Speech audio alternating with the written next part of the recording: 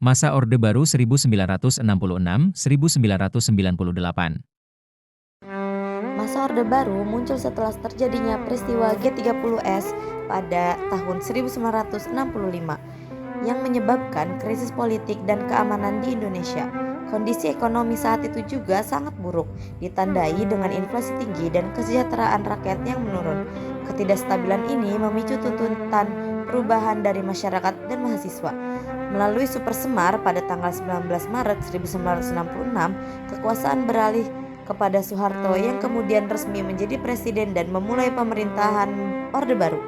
Berikut adalah peristiwa penting pada masa Orde Baru, antara lain Super Semar 1966, pembubaran PKI, Pemilu 1971, penyederhanaan Partai 1973, tragedi Malari 1974, Petrus 1980-an, peristiwa Tanjung Priok 1984, integrasi Timur Timur, swasembada beras 1984, krisis moneter 1997, hingga gerakan reformasi dan mundurnya Soeharto pada 1998.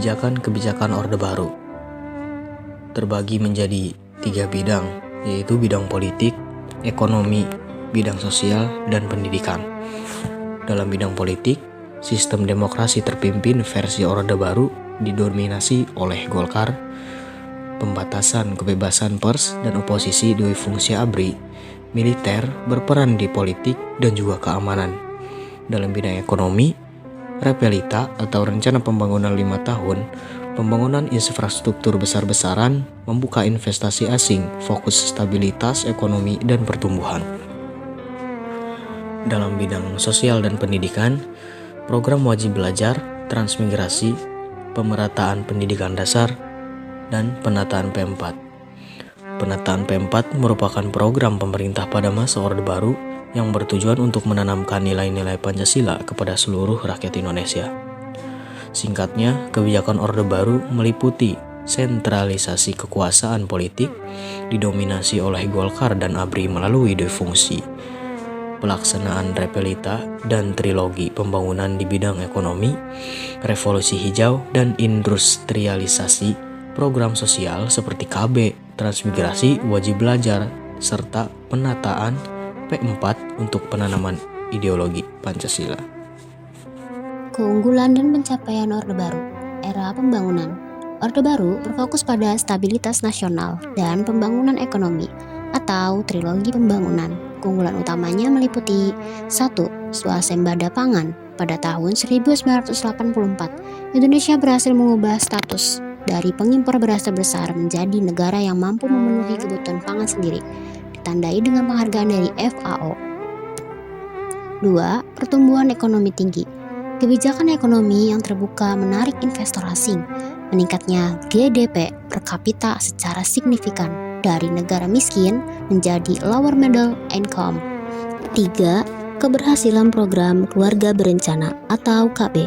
Program ini efektif mengendalikan laju pertumbuhan penduduk yang berdampak positif pada kesejahteraan keluarga dan efektivitas pembangunan. 4. Pembangunan infrastruktur. Repelita. Rencana pembangunan 5 tahun Repelita berhasil membangun infrastruktur fisik, jalan, jembatan, sekolah SD Inpres, dan puskesmas yang merata. 5.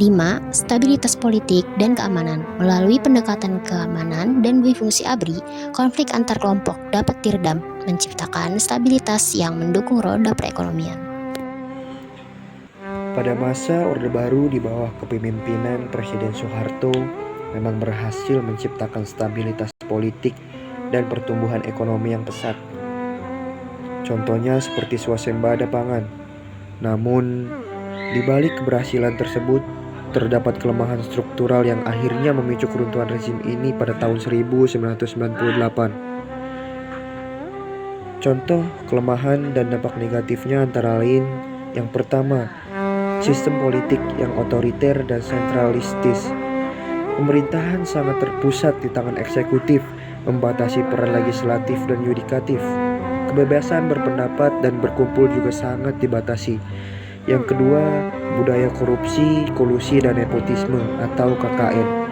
Pengambilan keputusan dan pengelolaan sumber daya negara seringkali dipengaruhi oleh hubungan kekeluargaan, dan kedekatan dengan penguasa, menyebabkan praktik KKN yang meluas dan merugikan negara serta masyarakat. Yang ketiga, kesenjangan ekonomi yang tinggi. Meskipun pertumbuhan ekonomi terjadi, kekayaan dan pembangunan terkonsentrasi pada sekelompok kecil orang dan wilayah tertentu, menciptakan kesenjangan sosial ekonomi yang signifikan. Yang keempat, pelanggaran hak asasi manusia.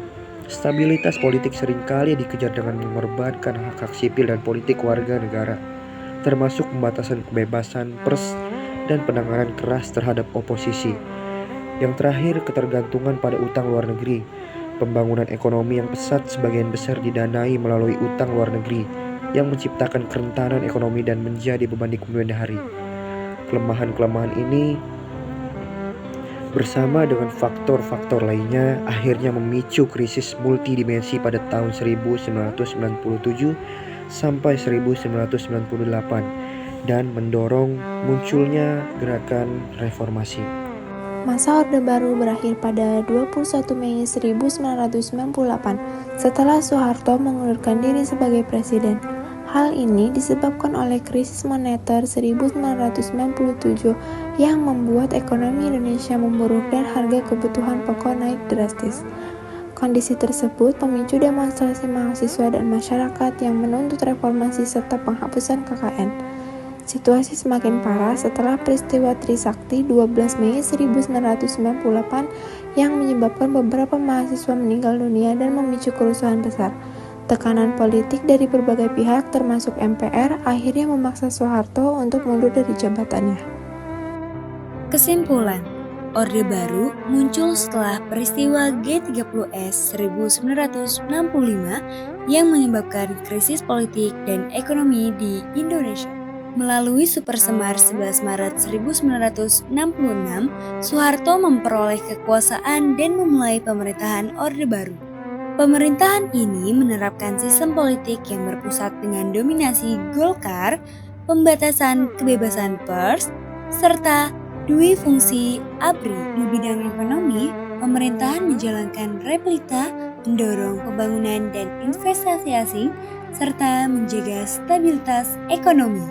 Di bidang sosial dan pendidikan, dilaksanakan program wajib belajar, transmigrasi, dan penataran P4. Orde Baru berhasil menciptakan stabilitas politik dan pertumbuhan ekonomi, namun juga menimbulkan dampak negatif seperti pemerintahan otoriter, pelanggaran HAM, maraknya KKN, dan ketimpangan ekonomi. Orde Baru berakhir pada 21 Mei 1998 akibat krisis moneter 1997 dan gelombang tuntutan reformasi yang memaksa Soeharto mengundurkan diri.